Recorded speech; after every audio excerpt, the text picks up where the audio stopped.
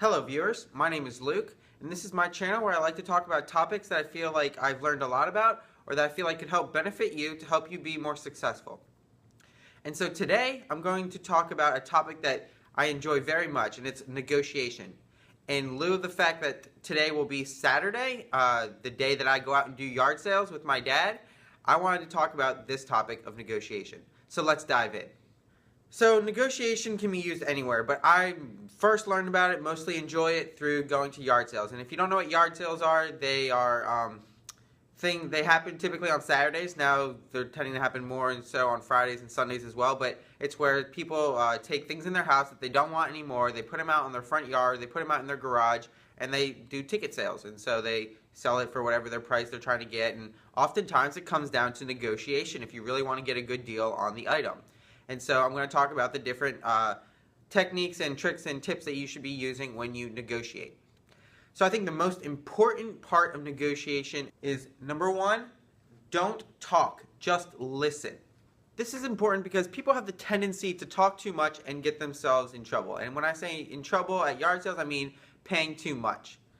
So typically at a yard sale, everything is marked for a price. But if it's not marked, you then have to ask what they're trying to sell it for. And oftentimes there are people who go, I don't know, tell me, what do you think? Never say a number. You need to get them to make the first move. In any negotiation, it's important that the other person makes the first call, because then that lets you know where they are, what they're thinking, and those kind of things. Because in negotiations, information is everything. If you're an expert on the product, then that's really much to your leverage. If you are familiar with anything else related to it, or the person, their goals, anything, and any sort of information in negotiation is very much to your leverage, and you should try to do as much as you can with it. So that's why it's important to gather as much information and to listen and not to speak too much. So number two is, don't be too eager. If the person knows that you really, really, really want something, then they'll be able to charge a higher price to you and you'll lose out. So just show that you have a moderate interest, walk up, say, hey, how much are you selling that bike over there for? And then once they say the number, just kind of like walk away from it, don't think about it. Don't show that you're still thinking about it. While you walk through the rest of the yard sale, definitely think about it, but don't show at the moment that you're still interested. Just pretend like it was an inquiry. So now back to when it comes to actually negotiating the price.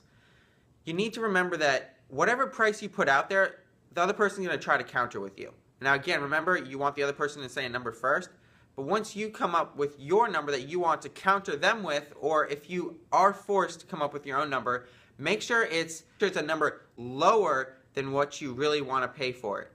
Because the other person is going to try to negotiate with you and try to bump the price back up. So say I'm interested in this bicycle and I only want to pay $15 for it. I'm actually going to start my pricing at $10, maybe $8. That way the other person they're going to counter to me and they're going to be like, oh, how about 15? Or maybe they'll say, how about 17? And then I'm getting closer, and then we're going to keep going back and forth, and eventually we might come to the $15 I originally want to pay, or hopefully even less than that. And so the opposite for if you're actually trying to sell something, if you're trying to sell something to somebody, pick a number that's much higher because they're going to try to bargain you back down. But again, I'm focusing on the buying side today. Now the next thing to note is really important.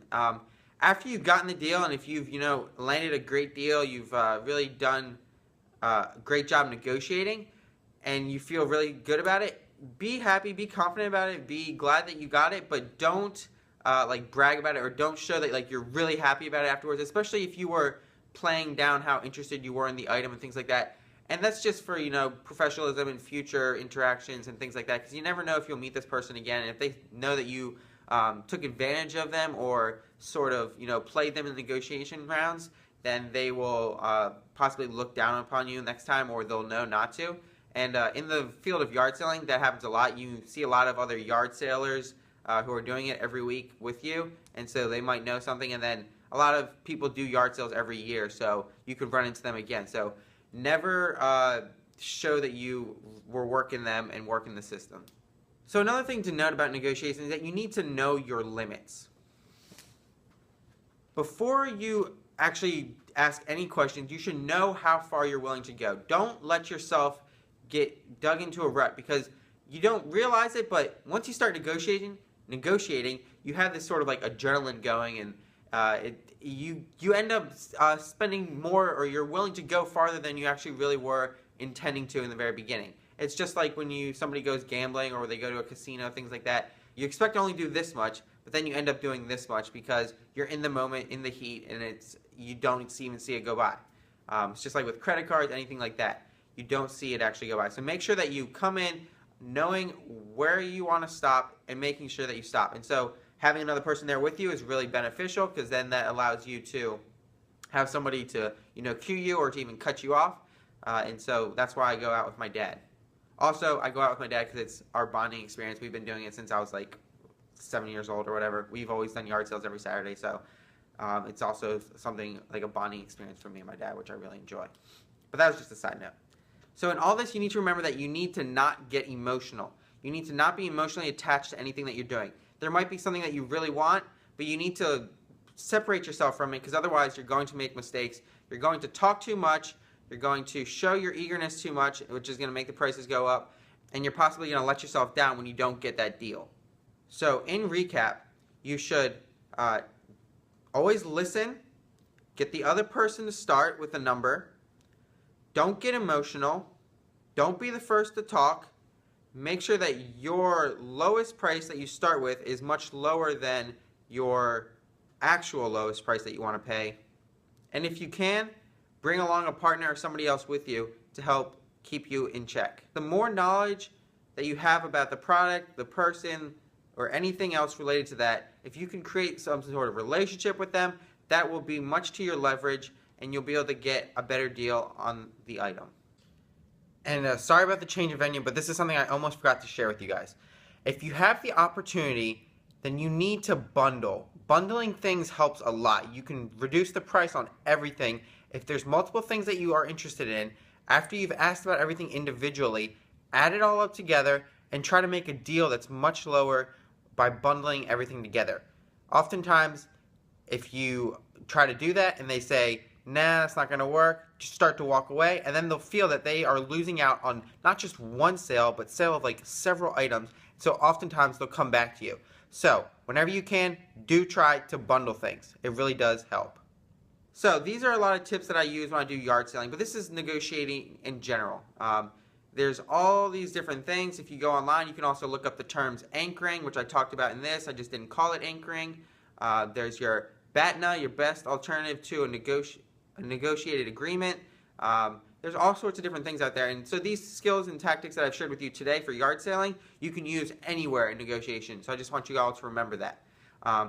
This is a topic I'm really passionate about, so if you have any questions, please do write them in the comments below, or share with me your experiences negotiating. I always love hearing about people getting awesome deals, or sometimes failing, because with every failure, there's opportunity to learn, and that's what I really want you guys to realize as well, is that failure is for a purpose. It's so that you can learn from it. So if you don't learn from it, then you better backtrack and figure out what you can learn from it, because there's always something. So with that being said, I just want to thank you all for listening today. If you have any questions, comments, please do again put them in the comments below. Also, like my channel and subscribe to my channel, please, and share this channel with other people. Share this video with other people, because I'm trying to grow this network so I can reach more people and help more people achieve their goals and learn new skills and things like that. So I can't do that without you all sharing it with your communities in order for it to grow. So please do like, subscribe, and share my channel, because I want to help more people like you. Thank you.